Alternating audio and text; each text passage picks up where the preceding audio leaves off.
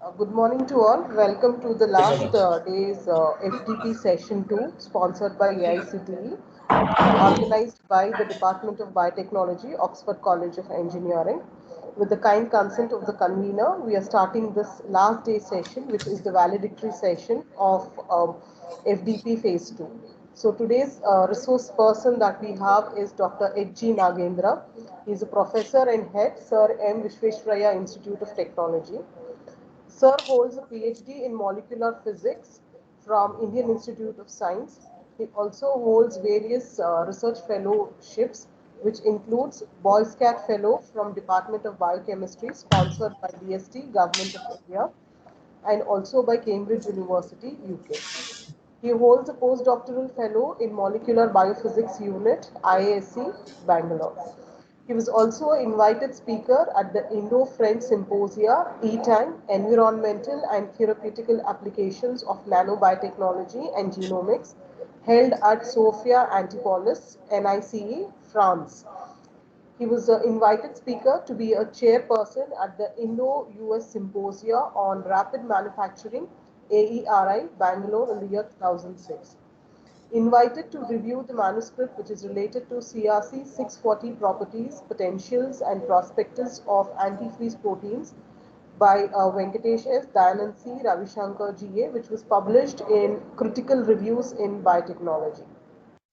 Sir holds a teaching experience of around 20 plus years and also a research experience which is around 25 years. He has guided number of funded projects. He was also a part of these funded projects as a principal investigator and co-investigator, which runs into crores of funding, which is around 11 in number. Total number of funded projects which he is mentoring right now is around 9. He has a journal publication till date of around 51 in peer-reviewed national and international journals of repute. Currently, Dr. Nagendra serves as a chairman of Board of Studies for the Biotechnology under Vishweshraya Technological University. Sir, on behalf of the staff, students, and the management, the Oxford College of Engineering, I, Salma, take it a privilege in welcoming you as our resource person for this last session, sir. So, welcome to the department, and you may kindly take over the session, sir. Thank you very much, madam. Am I audible? Yes, sir. Thank you very much, madam, for those kind words. At the outset, I am immensely honored to be part of this 2-week FTP that Oxford Institutions and the Department of Biotechnology is hosting on a very relevant topic related to entrepreneurship, innovations, IPR, patenting, etc. And very importantly about sustainable development as well. I also am very, very pleased to express my deep sense of gratitude and thanks to Professor Manjunath, who has been kind enough to enroll me into this beautiful program. And since I am the last speaker, or last but one speaker, so to say, before the valedictory, I am sure the participants would have had a wonderful overview of all the salient aspects of entrepreneurship, innovation, patenting, etc., related to this theme of the FTP. And so my job is very simple. Probably, if there are repetitions, you can take it as a revision. If there are some new thoughts, you can kindly make a note of them. I'm just going to share with some success stories of our department as well. You can kindly stop me or truncate me whenever you feel. Okay, I'm just going overboard. So the topic for my discussion, which is very passionate to my heart, is role of educational institutions in promoting innovations and entrepreneurship development. Of course, as I mentioned, since I'm the last but one speaker, these are all basic points for most of you, and especially the elite audience here. Entrepreneurship refers to the process of creating new enterprise and bearing any of its risks with a view of making successful impact. These are all standard definitions, as you know. But the person who creates a new enterprise and embraces every challenge for its development and operation is also known as an entrepreneur.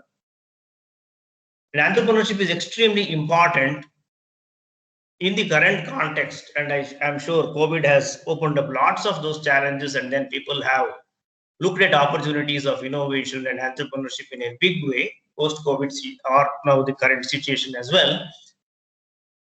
And entrepreneurship is a very important tool for any organization, and more importantly for an education system, which I will highlight, because it can empower the students in the education system, and of course in a country, the citizens, to increase the family status, economic status, financial and social status. And of course, in the context of women entrepreneurship, it is very prime that entrepreneurship can bring in gender equality and also empower most of these people to be there as part of the system.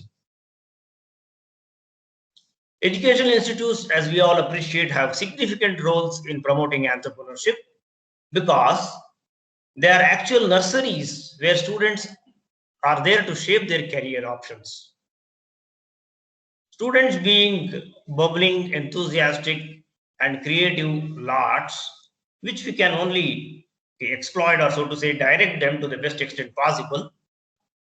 If there is a talent pool of faculty members, of administrators, of students, of course, who are there, entrepreneurship can indeed add immense value to the organization. And entrepreneurs, as you know, is very much necessary for the value of the nation because they are not just creating products, they are not increasing the GDP only, but they are also creating value and jobs for the nation as a whole.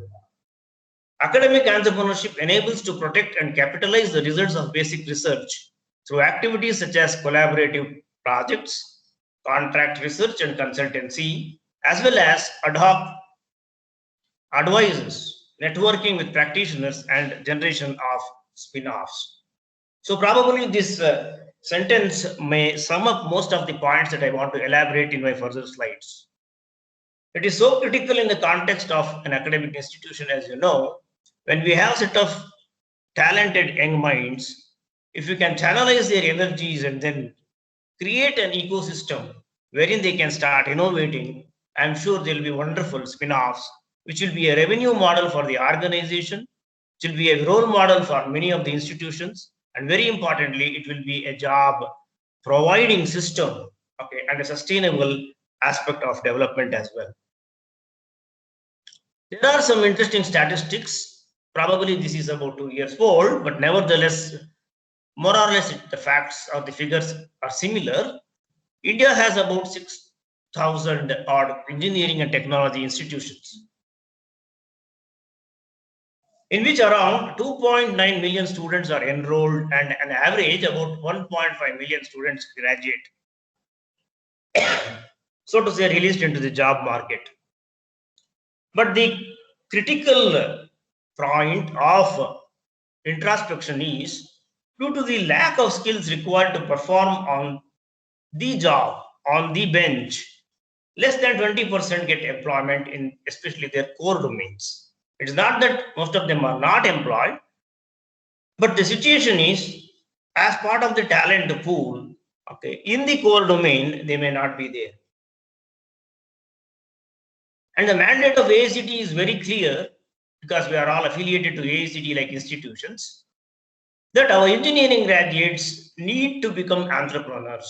As I mentioned, they can be job providers and facilitators for the nation's growth.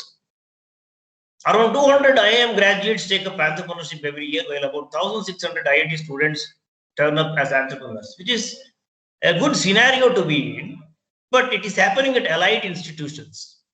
But the percolation is extremely important.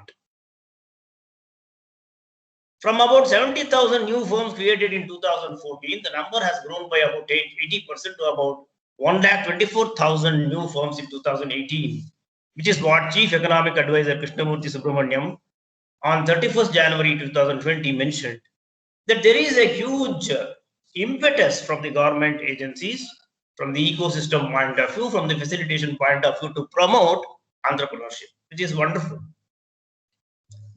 But if it happens only at allied institutions like IIMs and IITs, the bigger pool of engineering institutions, which churn out close to 90% of that 1.5 million, okay, are not there. So in a way, less than 1% or 0.1% of the engineering graduates are embracing entrepreneurship as a career option, which is not a very good scenario to be in. And so it is important to look at other engineering colleges or other institutions where we can now exploit, explore, or build an ecosystem wherein the promotion of entrepreneurship and innovation can be very, very big way facilitated. To give an example, about 5 Indian entrepreneurs who have succeeded without IIT and IIM education are some classical examples. I'm sure some of the speakers earlier would have highlighted, and most of you may be also aware of these things. Vijay Shekhar Sharma, the founder of Paytm, which is now a very big company, as you all know. When he started, he was about rupees 10, struggling to even meet ends, and now he's over $3 billion. Byju's, that way, Baiju Ravindran, which has about 2,300 employees, and even Mark Zuckerberg wants to now invest into these kinds of initiatives. Amita Agarwal, the co-founder and CEO of AgriBazaar, as the CEO of the company, Amit Agarwal is actively building relationships and business opportunities by collaborating with state and central governments, agri boards, cooperative and farmer produce networks. It's making a lot of noise and then very, very big impact in a way. Ashish Hemarjani, who is the founder of Book My Show, most of you may be aware of that. And likewise, Ritesh Agarwal, who is the founder and CEO of Oyo Rooms, who at the age of 18 visualized the importance of this budget hotel chain kind of an app and a context, which is now spread over 160 cities. So these are some of the, I would put it as an enterprising highlight that people even from non-allied institutions can make a mark. And this is what probably will be good examples for other institutions as well. For entrepreneurship to succeed and sustain, of course, all of us appreciate that innovation is inevitable, because Steve Jobs has very clearly mentioned that innovation distinguishes a leader and a follower. And for innovation to happen, disruptive innovations are ones, as you know, okay, which is now going to make huge impact. Internet is one such example of a disruptive innovation in a way, and all the apps related to that. It can be open source software, it can be video on demand, it can be ride sharing services, or architectural innovations in the form of personalized medicine for pharmaceutical companies, digital imaging, internet search, which may require technical competencies. But on the left-hand side, what is highlighted are the ones which leverage existing technical competencies. So we can now look at an educational institution and then highlight as to whether we can leverage the existing technical competencies and also now augment with newer competencies that is now coming up in a very big way. Peter Drucker, back in 1985, has written a wonderful book where he has highlighted that those interested in starting an entrepreneurial venture should monitor 7 sources of innovative opportunities.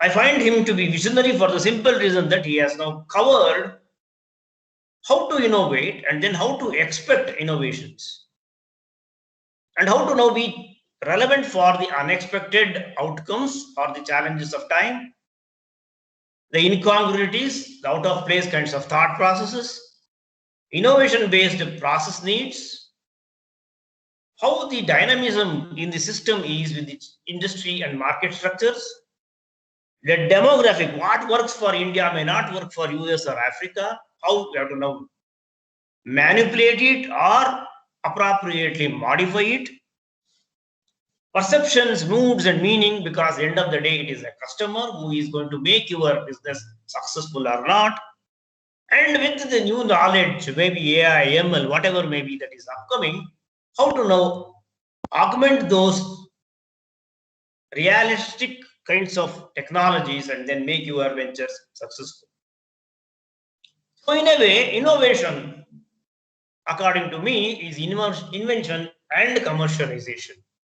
It's a very big interrelation, which now tries to connect the technological gametes with the basics or the appreciation of the knowledge of sciences and engineering, from the talent and the skills to the acumen of entrepreneurship or business, which is in a way a different ball game altogether.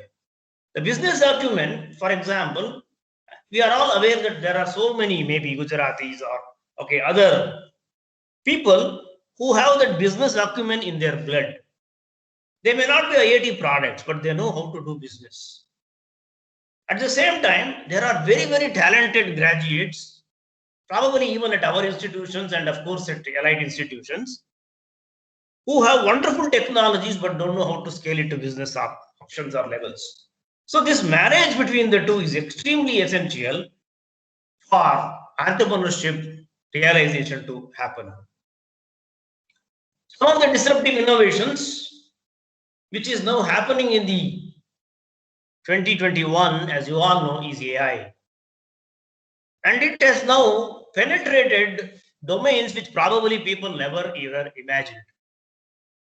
For example, DeepMind's AI program, from the biology point of view, now talks about looking at the protein's 3D shape from the basic amino acid sequence, which has been a problem, paradoxical problem from the protein folding point of view. And if it becomes a reality and a realistic option, then you can see it will be a huge change in the cost of drug production, and it will make a huge impact in churning out beautiful molecules in a fraction of time and with very, very less cost. Similarly, Luminar Technologies, which is now talking about existing automobiles to be converted into self-driving cars for approximately about $500, is one more very interesting innovation that is actually disrupting. And people are looking at cultured meat, where Singapore has approved the sale of cultured meat. And the idea of the lab-grown meat may sound unappealing and perhaps even repugnant to some of them, but nevertheless, with the changing technologies, it could become a norm. Like probably test tube baby was frowned upon or commented, criticized, but today millions of children are born every year through this artificial insemination. In the context of civil engineering, probably 3D printed houses. What makes the technology so disruptive is that it can reduce the time it takes to build a house as well as its price in half of its value. Synthetic biology, from the biology perspective, because the scope of the seminar is also on bio-innovations, we have been highlighting, at least to all our students, that synthetic biology is going to change the world, change the material science perspective of the world. But one company, Ginkgo Bioworks, is already programming microbes to manufacture fertilizer from crops. So tomorrow, the two systems that we talk about, the two wings of biology that may really rule biology and biotechnology in a very big way are systems biology and synthetic biology. The only ones that will transform the world in the coming year. They may or they may not, but as of now, they are making a lot of noise. Other things like maybe 5G, blockchain, quantum computing, robotics, battery technology, very importantly, energy sectors, renewable energy, stem cell research, Internet of Things, material science advancements are all actually in a very big pace changing the whole scenario. Hence, innovations on a continuous basis is inevitable. And of course, the dynamism has to be very well appreciated. So any advanced sort of warning kind of a thing, advanced kinds of information, forewarned is forearmed. So we should be anticipating the changes or probably preparing ourselves for a brighter future in this context. The types of innovation could be from the business model innovation, process innovation, product innovation, and service innovation. I'll not dwell too much on each of these. Definitely, I can share all this material, which is of course compiled from various sources, for all of you who are interested to make notes on it or make deeper information or extract deeper information out of these. So the innovation development or innovation is a development process. So as you can see in this slide, it is a translation of an idea, which is very important. And we in an ecosystem wherein we are in with educational institutions and young minds, I highlight that and reiterate again and again, we have to capitalize on this. We have brilliant students who have probably some fantastic ideas. So the ideas are fantasy oriented, let it be. But can we now channelize their energies and then mentor them to build in that feasibility and then add that creativity so that it becomes a viable option which can be taken towards enterprise and business options. So this is the beautiful flow which I can wonderfully visualize in any education institution. So the translation of creative idea into a useful application could be from the analytical planning, organization of resources, and implementation and commercial aspects of it, where each of it cannot be done by an individual, but it has to be done by an ecosystem. And for this innovation to thrive, the creativity aspect has to be at its helm of affairs. Never curb the creative thinking of students. As teachers, I think we should promote them very, very much and then encourage all those so-called undercoat stupid ideas as of today, which may be very, very realistic for tomorrow or a possibility and a plausibility and a realistic application for tomorrow. Creativity is bringing into existence an idea that is new to you, and the practical application of these creative ideas, putting into application-oriented aspects will be innovation, and then promote creative thinking is what is the need of the hour. So creative solutions are more than ideas, they must work in the real world nevertheless. But it has to be done as a team of faculty, students, mentors, experts, you name it. It could be new. It should be new.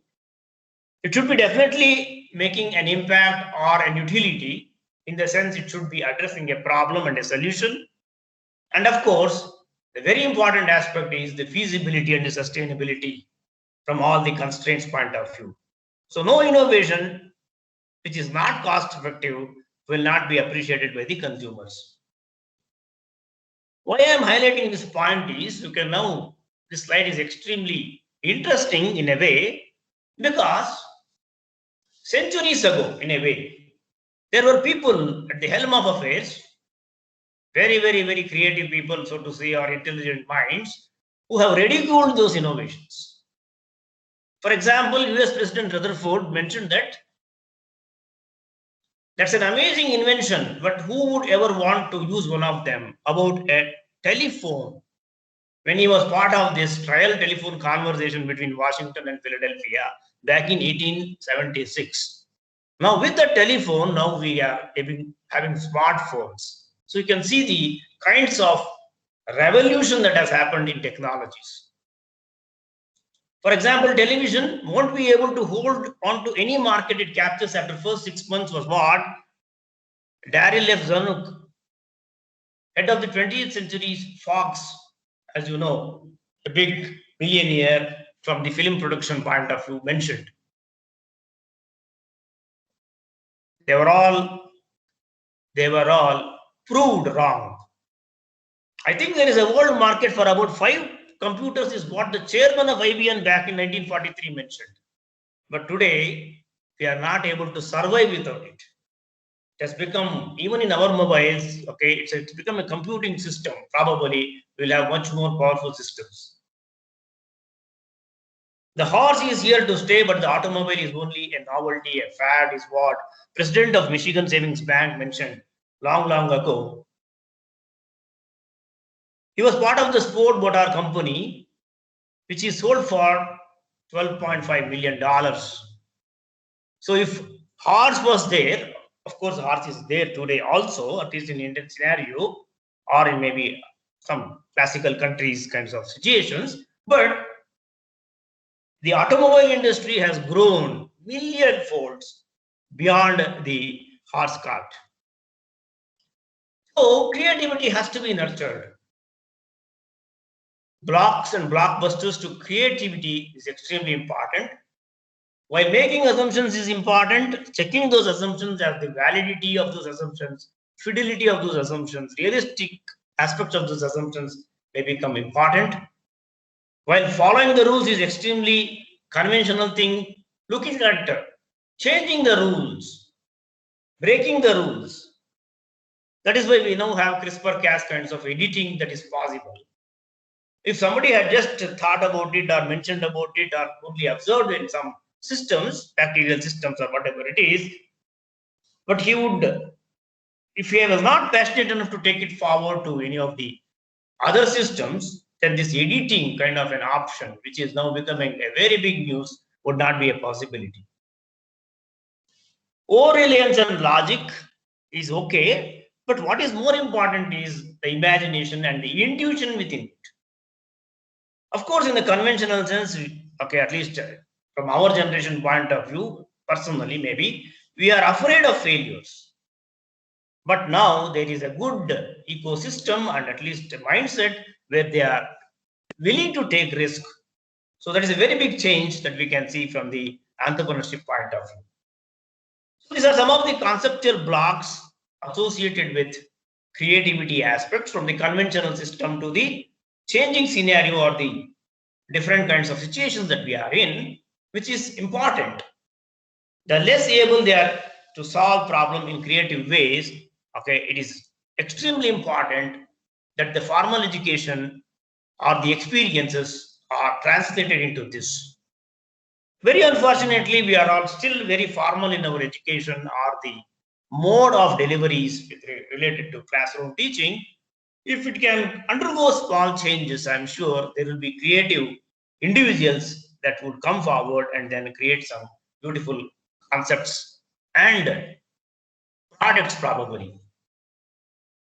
Formal education often produces experiences in job teaches, but what is important is individuals lose the ability to experiment, improvise, and take mental detours. We have to promote these kinds of experimentation and improvisation and then look at possibilities of alternate kinds of thinking. So we have to now stop this or try to promote, I would put it as vertical thinking, distinguishing feature, and look at the other aspects and not be complacent, compression, and constancy. So the creativity has components of expertise, motivation, and creative thinking skills, which are extremely important from the innovation and entrepreneurship point of view. Of course, there are some myths about creativity that the smarter you are, the more creative you are. It has to be proved. Smartness doesn't mean always street smartness. It's not that street smart people are not smart, but in the context, what is that you have as a talent, as a knowledge, which is very important. The young are more creative than the old. Is of course a myth. Okay, experiences may teach people to become more creative also. Creativity is reserved for a few, the flamboyant risk takers, not necessarily.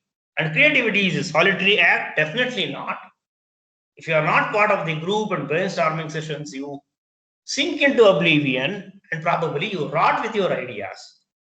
So if you have that idea generation kind of a contest regularly, the idea pooling kind of an exercise in probably every course, I'm sure there can be some wonderful thought process that can come up with every activity. Attribute listing, brainstorming, and visioning are indeed tools for creating newer ideas. The organization should support any of these activities.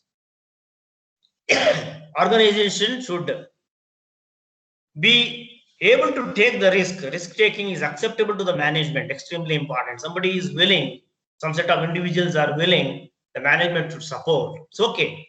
I may lose 1 lakh today, it doesn't matter. Go ahead and try it out. And information should be free flowing, it should not be truncated, reserved.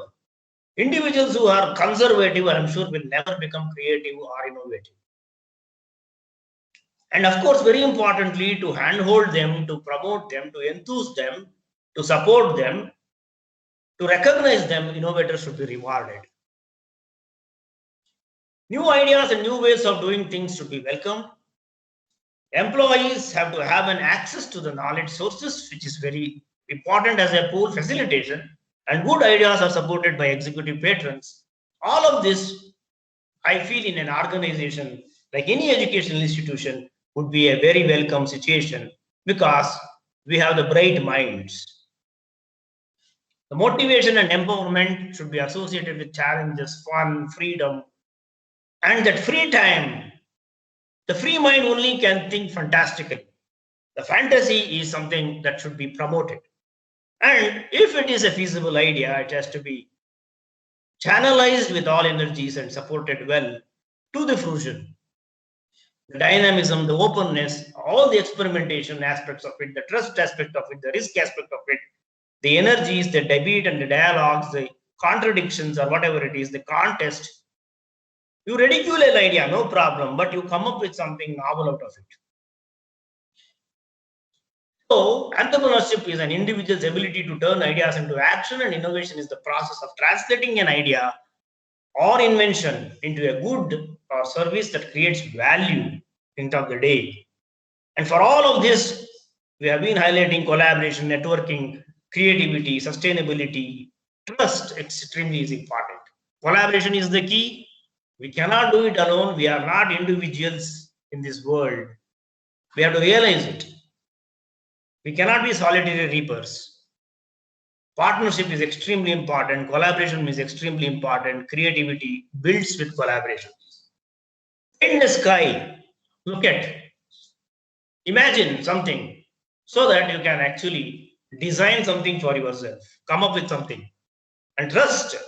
When somebody comes up with that ecosystem, trust that ecosystem, and then put your confidence into that ecosystem, and that win-win situation could be probably there. With all these things, of course, I don't want to be pessimistic and highlight some not so interesting things, but definitely there are some missing links and gaps, as you all know, especially in the context of OBE. When we can identify gaps in our courses, we can also identify gaps in our ecosystem, especially in the context of entrepreneurship, innovation, creativity, building kinds of activities and promotions. Education should offer the right foundation for promoting all of these. And of course, there can be strategies like in an OBE system, where there can be monitoring, where there can be analysis, where there can be kinds of quizzes or whatever learning outcomes, assessments. And it could be as well expert integrated training programs. Who is the right teacher in the context of entrepreneurship? Not all of us may fit in, but there can be experts who have been successful entrepreneurs or failed entrepreneurs who have really learned the hard way. They can be enrolled into the system to promote entrepreneurship. So entrepreneurship education is extremely critical in all of the institutions. I think it should become a mandate, not because AICT is insisting. It should be viewed as an opportunity that we are not utilizing the talent pool of students. If 1,000 students enroll, I'm sure there will be at least 100 to 200 students, 10 to 20%, who are extremely talented, who may become successful entrepreneurs if they are directioned properly, if their energies are channelized, and if they are guided properly by the mentors. Entrepreneurship is a skill that can be learned. That is what successful business has actually shown. Many. You can become one by developing an entrepreneurial mindset and skills. So there are courses, of course, there are programs, of course. The hard way is to actually venture and to learn. And as we need more entrepreneurs towards creating jobs, it is necessary to support this type of education in all institutes. So entrepreneurship education in a way itself becomes a very, very unique aspect of every educational system. And the role of higher education in nurturing entrepreneurship need not be over highlighted. We have to now look into the aspects of inspiring our young minds to make a mark for themselves. That is extremely important. Of course, there is important to building the talent into the students, no doubt. We have to now teach the subjects best way possible so they become best with those skill sets and the thought process. Extremely important. It's part of the training. But that scope for entrepreneurship and creativity should be encouraged. Our brightest entrepreneurs have very particular skills which has to be now acquired. Our brightest entrepreneurs, I mean successful entrepreneurs. Most of the entrepreneurs are excellent communicators because they know what they want to say. They understand the power of branding, which is very important. They have an aptitude for sales and business strategy, and they know how to keep a handle on the finances, which they have to learn. So all these qualities has to be somewhere maybe taught. If they are not akin to any of these or all of these, so they have to be really handheld. It is not that you are looking at a business option of a creativity kind of a thing or an innovation. It is also important that you know go all out and then explore a bigger world in order to make your product much more successful. So institutions need to dedicate more resources to the formation of these entrepreneurial environments, ecosystems within their system that foster progressive ideas and innovation, which equip the students with practical knowledge, very critical, all the latent skills they need to navigate the choppy waters of business ownership. So becoming an entrepreneur is no different. The skills required to be good at entrepreneurship are not exclusive, which they have to be applied and then learned into the fields of their choices. There are wonderful scenarios that are changing, as we all have appreciated. It is not that business family people only need to do business, or directors of some institutes, kids only should become creative. It's not that it is 100% part of their genes. It has to be an acquired trait, and so the whole impetus should be to empower our students in all the aspects of entrepreneurship. So there are a number of courses which talk about entrepreneurship. As with so much in academia, the focus can often become the grade rather than the truly learning and mastering the skills. So it should not become one more course where they take. Maybe entrepreneurship and management was one such course which was introduced and all of them took. But from the outcome point of view, if I analyze of the 600 students who have cleared that course, graduated, if not even 6 of them have appreciated the course and then become entrepreneurs, then it's a big question that we have to introspect. Of course, there are some interesting stories. There can be some beautiful online material that will be there, but what universities must actually look at is how to adapt these kinds of learning systems to meet the challenges that is required. Today's education is far too focused on still theoretical rather than developing problem solving skills. Though we talk about OBE, but still I think it's a long way that we change our genetics. The focus is on writing papers and making grades, maybe not maximizing employability and experience. Writing papers here means probably assignments and tests. Authoring publications could be one level higher, which is welcome. At least there is some creative aspect of R&D that is inculcated into the students. Many of our top graduates arrive in their first jobs with the reams of theoretical knowledge, but no real life skills. Taking an average of 9 to 12 months to actually get into the system, adapt, and then contribute. So to say, add value to the company they work for. This has been the concern of many industries, as you know. We are not training grounds. You give us ready-made graduates. We will be able to induct them. We don't have time for actually hand-holding them for months and years and all. So these are all standard complaints, and so probably from the entrepreneurship aspect also, if there is a changing scenario, probably the prospects of our students getting into best of the companies may also improve. But if somebody is creative, he may fail at his own venture level.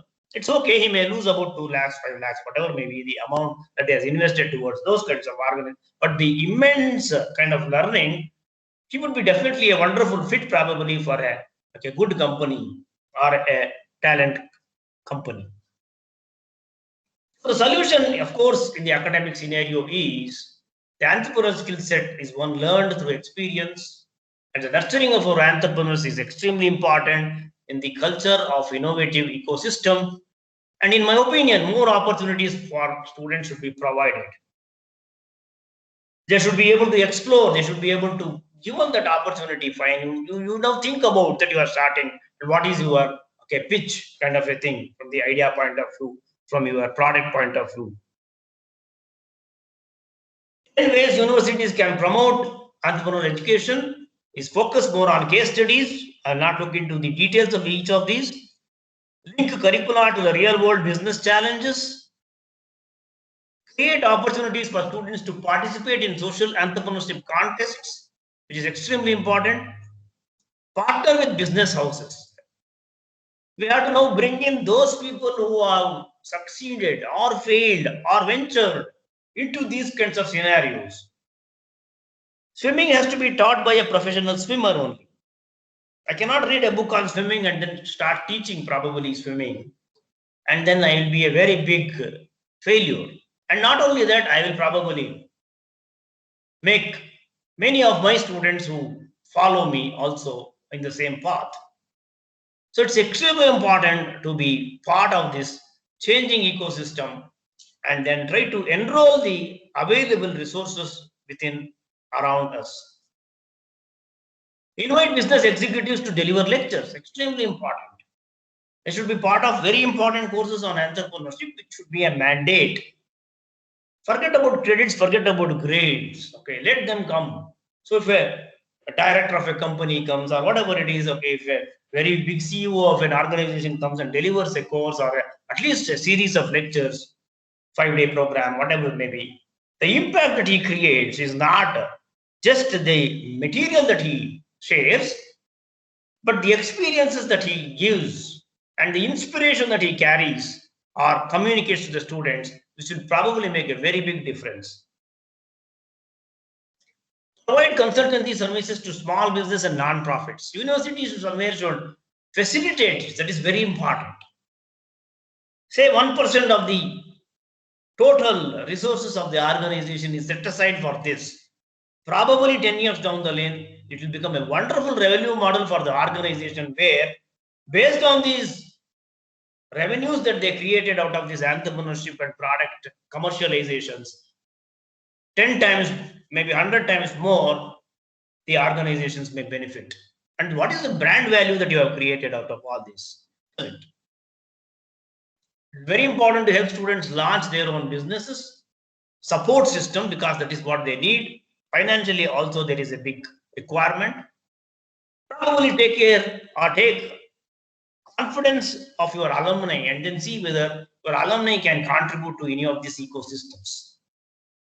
Any of the institutions which is about say 30 years old, 20 years old have a very good set of alumni who are willing to contribute. Maybe you can pitch this program and then come back and then say, let all the alumni contribute. We'll create an alumni entrepreneurship fund or alumni fund for entrepreneurship development or whatever innovation development kind of thing or creative ecosystems kind of a thing, which can be utilized, of course made accountable. And at least if there is one success story per year, that's a very big effect and impact.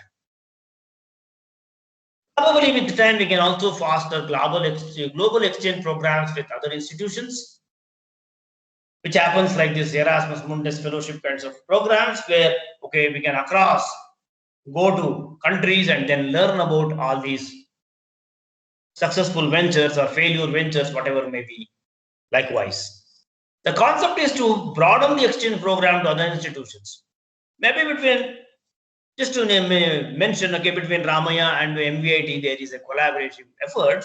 Okay, the students go to Ramaya ecosystem and our Ramaya students come to our ecosystem, and then maybe learn from each other, nothing wrong. Whatever maybe, or from Oxford to MVIT, it can happen, or Oxford to any other institution, likewise, it can happen, or industry also, it can happen. Encourage student in residence programs, because entrepreneurship is not a stopgap kind of a hobby activity. It has to be a program with all seriousness. It is not that, okay, everybody should be serious about it, in a sense, okay, frowned face, but it should be that, okay, it should be a fun-filled program with all the commitments associated with the players associated with the event. The student in-resident programs allow students and experienced professionals to learn from each other while discussing and solving real-world business challenges. In the context of this AICTE VTU activity, as most of you may appreciate, at least at the engineering institutions and other institutions, which UGC has also now tried to mandate, the students are asked, the students are mandated to go to neighboring institutions or, okay, neighboring whatever outreach areas, maybe villages, okay, government schools, fields, whatever may be, talk to maybe farmers, talk to maybe people how to manage their waste, or talk to some other, okay, systems who are afflicted maybe with drug abuse or health and hygiene problems.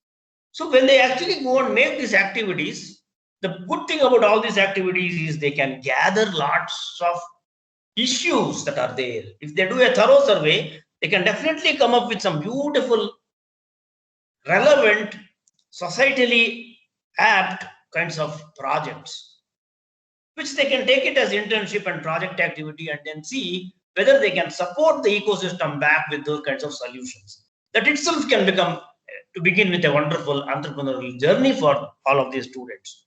So the whole of this approach is to identify a good problem that is relevant for our ecosystem and communities, and then see whether we can handhold and then provide some solutions. Whatever may be the modus operandi, through internships or through projects or whatever facilitation, if you can provide that solution to a farmer maybe, or to a, okay, householder, okay, in the rural setup maybe, or to anybody, okay, who is looking at waste management and whatever, okay, pollution related problems or accumulation in the soil, whatever may be the considerations from the bio or non-bio related aspects, pollution including environmental problems, pharmaceutical problems, food related or contamination related problems.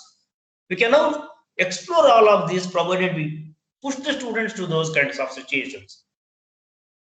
In an ecosystem where everything is green, or in our own campuses where they are all sort of secluded or sheltered kind of a thing, they are not exposed to the real life problems.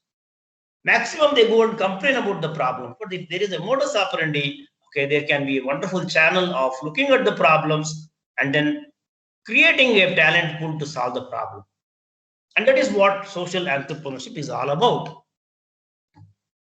Social entrepreneurship is an approach by individuals, groups, or startup companies in which they not only develop, fund, and implement solutions to the social, cultural, and environmental concepts, but also, okay, they make money for themselves, because they are not only addressing a very relevant environmental or ecological or a, okay, related social issue or a problem, but they are also providing immense value addition to the system. The common types of social entrepreneurship, I'm sure some of the earlier speakers might have touched upon: cooperative social firms, responsible companies, or for-profit or non-profit or NGOs kinds of companies which make good impact. Social entrepreneurship are businesses, people who use their business acumen to create social value. For example, our country is very, very, very, that is a wonderful destination for lots of social entrepreneurs, because we have philanthropic gestures in our genes, which is, of course, there at the best of the places as well. I don't deny that. For example, Arvind Eye Care, which was established back in 1976, one of the earliest example of social enterprise. Like that, I'm sure there are hundreds such organizations. wherein they provide cataract surgery and other eye cares to anyone who comes for, regardless of their ability to pay. I'm sure Satyasai institutions may be doing that brilliantly, beautifully, in a very noble way. So there are lots of institutions that we all are aware of who have enrolled themselves for a cause. It's not that they are not making money, they are, because they were very clearly about if there are donors who can donate to the cause, why not? Those who can afford to pay definitely should support the others who cannot pay. So there is a very good enterprise of this kind. So very recent, interesting, across the globe kinds of social entrepreneurship is what I thought was interesting. Something like AgriCool, where people are now talking about the vertical farming, which is a trendy thing. Where AgriCool began with strawberries, which contain on an average 20% more sugar and 30% more vitamin C than the regular supermarket strawberries. Where is the impact from Paris to Dubai? This is having a big impact, and there is a lot of market for them, customers for them. Charged Up, founded in 2017, Charged Up lets you rent a mobile charging pack from one destination and return it at a different destination. Maybe it become obsolete with time. We may have mobile phones which probably as you walk may be getting charged, or as you keep outside the sun it may be getting charged, whatever may be the changing technologies, but as of now or as of the context, it is not irrelevant. Arborea, which is a very interesting concept, biosolar leaf, where there is a solar panel like structure filled with bioorganisms that can remove carbon dioxide and produce breathable oxygen at a rate equivalent to 100 trees, while facilitating the growth of microscopic plants to produce healthy food ingredients. Isn't it a brilliant innovation? It didn't stop at creativity, it didn't stop at innovation, but very interestingly, it has scaled itself into an entrepreneurial venture. Philip is the winner of the Best European Social Innovation Award, wherein users can fill shapes, explore geometric diagrams, draw, play games, and more. So it's kind of a visually for a blind and visually impaired, okay, a multi-sensor digital games and an educational content, because they are definitely underprivileged, okay, or physically challenged, mentally challenged individuals who also need support systems. Covey is a French startup where they are now looking into edible cutlery. I think this was one more. Okay, there are lots of, I think one Mangalore group also tried in one of the Anveshna programs. We have seen the students coming up with these kinds of very innovative concepts. Their spoons, knives, and forks are based on wheat flour, rapeseed oil, and salt without additives or chemicals, and taste like crackers. It is like earlier we used to have these wafer ice creams, or even now we probably take them. Okay, we can use them as any of these utensils, and then probably end of the food we can even wrap and then fold them and then also take it like pan. Orange fiber, where people have looked into 7 lakh tons of waste, and 2 Italian designers decided to put this 7 lakh tons of orange juice waste to good use. Sustainable fabric from citrus juice byproducts, which one of our students has tried with banana fiber. Polar Foods, they currently produce 1 kilogram protein rich edible powder, solein, per day, which could be used to enrich widely consumed human food such as bread and pasta. So this is one more from Finland. So across the globe you can see. So these are some of the classical, I would put as highlights that can be there, that can be covered under various themes as part of these kinds of activities, where we can tell the students, while we are learning some topics, some subjects, beyond them also see these are all some of the very innovative concepts and aspects that people have come up with. Can we now explore them, or in a related manner, can you now think of something like that? Similarly, you have Chatterbox, okay, you have Too Good To Go, you have Sustainer Homes. All of this has the spirits and skills in them. So entrepreneurship, while we talked about the street smartness, within the talent that is there, very innate, because if somebody has to be a pirate, okay, for example, okay, a pirate is probably a very skilled person, maybe in the wrong sense, the context should not be over highlighted or extrapolated too much, but for the successful of this, the navigation aspects of it, okay, the approach towards entrepreneurship from the ups and downs point of view, there are some good aspects that has to be also appreciated. Like there is an interesting proverb, no? In fact, all the police department personnel should be very good, okay, in the aspect of robbery also, because they should be thinking how a robber thinks in order to solve a problem. If a police person doesn't think like a robber, cannot solve a problem. A detective is one who has all the time lots of these doubts and okay, various kinds of perceptions that is there. So the 3-degree kind of a perception should be very important for an entrepreneur. So the spirit of a pirate and skills of a Navy SEAL is what makes a successful entrepreneur navigate through these ups and downs of entrepreneurship. So the educational training should focus on entrepreneurial behaviors in a broad sense, entrepreneurial attributes and skills, with lots of case studies probably to build that confidence into the students. So for the next 5 minutes, I'll just rush through some of the very interesting or important associations that are there, or I would add institutions that help in the Indian context entrepreneurship development, because as per the mandate once again of AICTE, the entrepreneurship development cell is important in any institution. There is the NISP also, the innovation startup policy kind of a cell that is needed.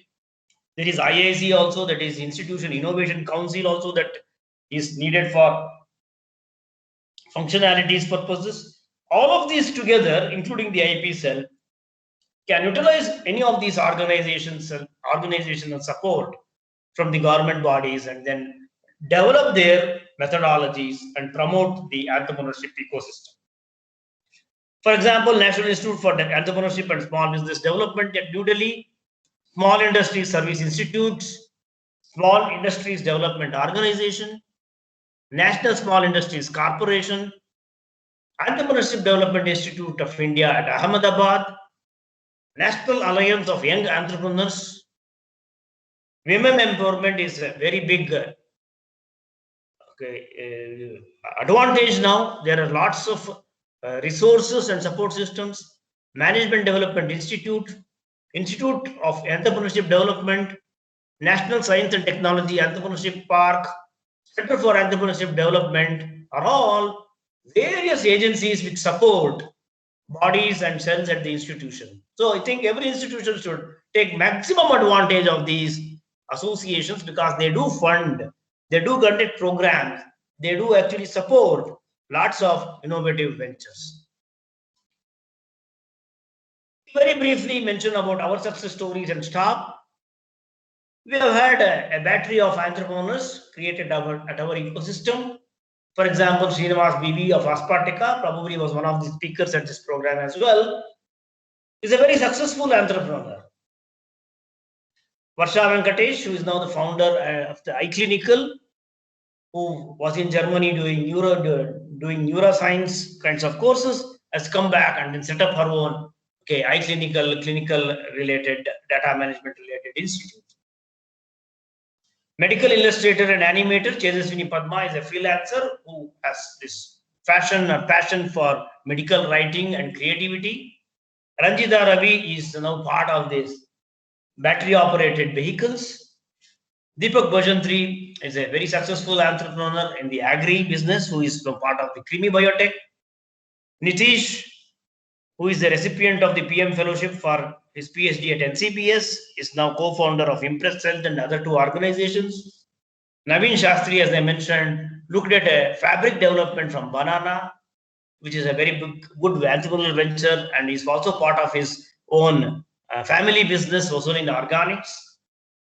Shashank NC is actually part of the tissue culture, medicinal plants, orchids, etc. Kashif is part of Mercury Technologies, which he has founded with the funding from the government of Karnataka, where he is looking at very novel kinds of measurements for nucleic acids. These are the list of our entrepreneurs and their associations. What these people have done to the organization is they have handheld our students. And as you can see from 2012, earlier also they were doing, of course, now they are doing more. They have facilitated our students to take up very innovative projects and enabled them present at best of the competitions in a way, and prominent among them is Anveshana competition. And every time when our students or community presents, there has been wonderful rewards also. Sensor for air quality measurement, okay, looking at artificial diet for silkworm rearing, and looking at some biodegradable palm fiber mat for agricultural applications and then even fabric applications, reclamation of palm oil wastes. Santosh Yadav and Amish, who won 70,000 rupees first, 30,000 rupees first prize award for designer eggs. Sneha and Shambhavi for their symbiotics in poultry. Preksha and Ashika for biscuits from a neglected bean, Mucuna pruriens, which has very high protein content. Also, the L-DOPA is a problem. So you can now look at the duality of it. I can increase the L-DOPA and then extract L-DOPA for pharmaceutical applications, or decrease the L-DOPA and then increase the protein content and look at any other feed, maybe for poultry or any animal husbandry or pet kinds of foods products also. And of course, our fourth semester students also participated recently. You can see the ecosystem facilitates even the young students to be participating. Okay, where they looked at value-added products from pomegranate, which was also in news. Her MTech at NCL Pune, MTech and PhD, was one of the recent awardees in 2020, where lots of IITs and IIM students participated. She's looking at tannin-based mouth fresheners. And the panel of jury were none other than Dr. Renu Swaroop of DBT, BIRAC, Dr. Mashelkar, who was the former CSIR director, Harshavardhan, the minister himself. You can see on top, though they are all the Shekhar Mande, who is the current CSIR director. They are the ones who were actually looking at all of these innovations in young minds, innovative approaches, and then entrepreneurial opportunities. And they have started promoting all of these students. And we are very fortunate to have our own alumni set up some companies here who are actually a very good support system to the department and its activities. Aspartica, Mallipatra and Crimi Biotech, founded by our students. Of course, Foundation for Neglected Diseases Research, who have graduated out and established a very good facility on the Doddaballapur campus. So they are looking into drug development for neglected diseases like malaria and tuberculosis, who are also supporting the programs at the department. So the benefits of this association of an incubation center is immense. You can see we have executed about 28 collaborative projects worth 197 lakhs. Lots of awards have been won by these incubators. So when they win an award, so the institution also gets highlighted and comes to limelight. They have supported lots of our activities. They are willing to support more such entrepreneurial activities. They have enrolled at least 18 of our students into their kinds of organizations. They have trained many students, 92 students of the department into various projects, maybe KCST, MTech, BE, Anveshana, etc., etc. So they have actually facilitated in a very big way, and these are some of the projects where they have looked into how waste of the silk can be now utilized for value-added production in the form of maybe omega-3 fatty acids and vitamin E kinds of systems. Likewise, recently Dr. Priya Narayanan, recently Dr. Priya Narayanan, and the lower one here, and Mosumi Mandal got this BIRAC Innovator Award as well, where they were looking at the smoke flake cordyceps, and for various nutraceuticals. applications. The interesting thing about this cordyceps, it's a Bhusanjeevini as per Ayurvedic connotations, which is grown in the Himalayan condition. So their project was brilliant in the sense they want to grow in a tissue culture or a sustained facility and reduce this whole life cycle of this fungus, which has immense properties or invaluable properties. So it has some anti-cancer, anti-aging, anti-fatigue related. So there's a lot of detoxification. So lots of merits are there associated with that. That is where 1 gram of this is costlier than the gold. So they were very successful in then bringing down that life cycle of this Cordyceps militaris from something like 360 days to 43 days, and with the same yield and same properties here, for which they got this BIRAC Innovator Award. And for example, we recently completed a project on non-antibiotic feed supplement, where we looked at the poultry-related infections, the Mycoplasma infections, and then we have come up with herbal and then probiotics kinds of treatments as well. I'm sorry for some of the images not being there in this slide. Okay, once again, an EPN, it's biopesticide kind of a project has also been explored under the context of BIRAC. Aspartica Biotech, as I told, has won lots of awards. Okay, and likewise, Balipatra Nutraceuticals are also part of lots of awards, and Krimi Biotech has also won many awards. So the richness with all of this is the facilitation to the student community, the wonderful association with the department and the faculty members, and then we get to now discuss beyond our curriculum lots of very innovative thought processes and projects and processes which can go for commercialization. Malipatra, Aspartica and all have commercialized products which are very valuable for society. So the interesting facts is something like 29,000 startups were there in 2014, and which of course, as I mentioned earlier as well, grew in a very exponential way to something like 55,000 startups. But there has also been some startups which has actually failed. While the growth is excellent, extraordinary, there are startups which fail after 1 year, probably it is okay. There are startups which fail after 2 years, and there are startups which actually fail after 5 years also. So people have tried to analyze, very importantly, why when some of the startups don't really sustain.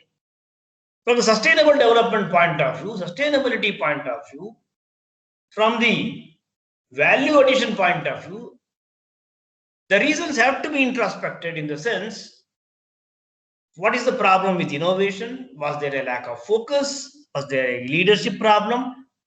Was the business model not acceptable? Were they ignoring the customers? Was the infusion of funds a big issue? Was they fit to the market and the product and the consumer is an issue? Agility, is a very big term in manufacturing. Lack of talent and competencies. All of these people now attribute are the 9 reasons why startup fail.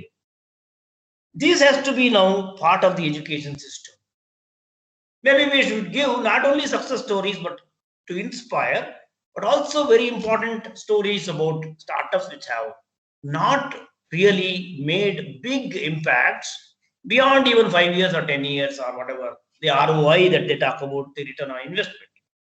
Hence, a supportive system in an educational context and an awareness to facilitate our students towards all these aspects is extremely important. So the American political theorist has very clearly mentioned that the future is not some place where we are going, but the one we need to create. That is what has happened with rest of the entrepreneurs. They have made huge impacts and then revolutionized societies, technologies. The paths are not to be found but made, and the activity of making them changes both the maker and the destination. So he is a true entrepreneur. He is one who can be probably handheld, nurtured, and in the context of educational institutions, if we can guide some of these students who rather than probably, okay, rising, falling, and with lot of hardship and difficulties become successful. If there is a facilitation possible, then the purpose of educational institutions in providing entrepreneurial ecosystem would be fulfilled according to me. Thank you all very much for your very patient hearing. I hope I was of some value to this FDP. Once again, I thank the organizers, Dr. Manjunath, Professor and Head of the Department, and Dr. Salva and team for a wonderful program, and very, very, very thankful for even enrolling me and then enabling me appreciate some of these beautiful aspects. Thank you. Here are some of the material that I have gathered from. A big thanks to all of you. Thank you. Thank you, sir, for that informative talk. Thank you, sir. Thank you, madam. Thank you. Thank you so much. I hope it was okay. Yes, sir, it was. I did some justice, I hope. Participants, if you have any questions, please unmute yourselves and ask.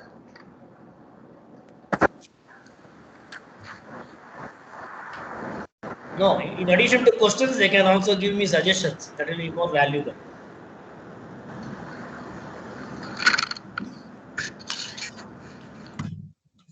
Comments, suggestions are also most welcome. Sorry if I have exceeded my time, madam. No, sir, you're on dot.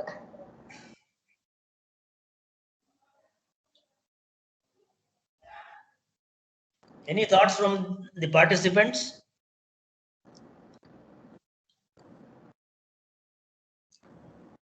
Was it a repetition of many thoughts that was there for the past 2 weeks? No, sir, it was entirely a new thing.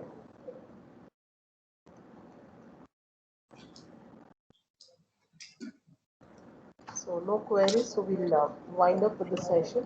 Sir, on behalf of the students, staff and management, Oxford College of Engineering, we owe you our heartfelt gratitude for being part of this FDP session and being a resource person and enriching the faculty fraternity with your knowledge and making them aware of the role of institutions in molding the entrepreneurs. So thank you so much. Thanks a lot, madam. I am honored. Thank you, sir. Thank you very much for accepting our invitation and gracing the occasion. And I hope all the participants will make use of Professor Nagendra's suggestion to collaborate with interdisciplinary concept and inter-institutional concept so that we can go ahead with the present trends. Thank you, sir. Thank you very much for enlightening us. Thank you, sir. Thank you. Thank you so much for the opportunity. Thank you, sir. Thank you, sir. It's a pleasure to hear you. Thank you, sir. Thank you, sir. Thank you. Sir, I will rejoin at around 12:30 or so, if with your permission, sir. Yes, sir. I will give you a ring and I will share you the link also. Yes, sir. Thank you so much. Only we will share you the link. The link is shared, sir. The link is already shared. Yeah, I can join in that link at 12:30. Yes, sir. Thank you, sir. Thank you. Thank you, sir.